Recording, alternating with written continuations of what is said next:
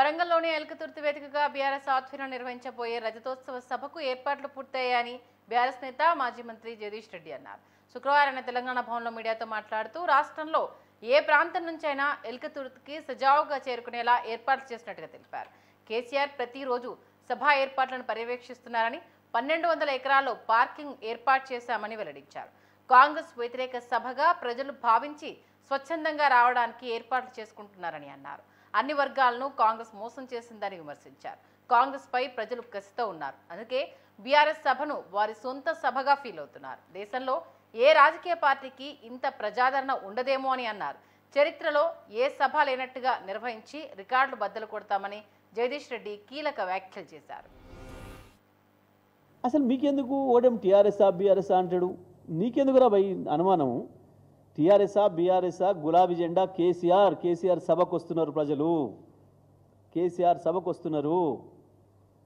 మీకెందుకు శశవిషయాలు? మీకెందుకు అనుమానాలు? మీకెందుకు? ఎందుకు ఆగమాగమవుతున్నారు? ఎందుకు బట్టలు చింపుకుంటున్నారు?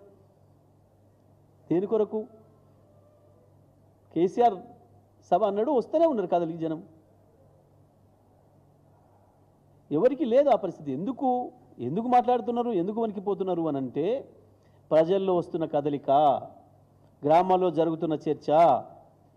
టీఆర్ఎస్ పార్టీ సభ పెట్టుకుంటే గ్రామాలలో ప్రజలు ఎందుకు ఉత్సాహపడుతున్నారు? ఎందుకు సంతోషపడుతున్నారు?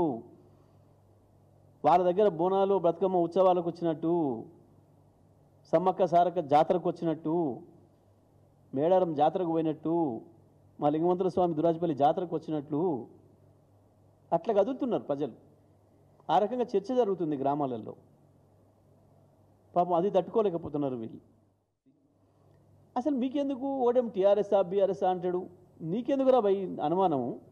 టీఆర్ఎస్ఆ బీఆర్ఎస్ఆ గులాబీ జెండా కేసీఆర్ సభకు వస్తున్నారు. ప్రజలు కేసీఆర్ సభకు వస్తున్నారు.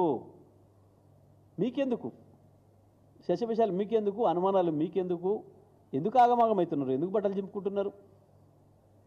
దేని కొరకు? కేసీఆర్ సభ అన్నాడు, వస్తూనే ఉన్నారు కదలి జనం.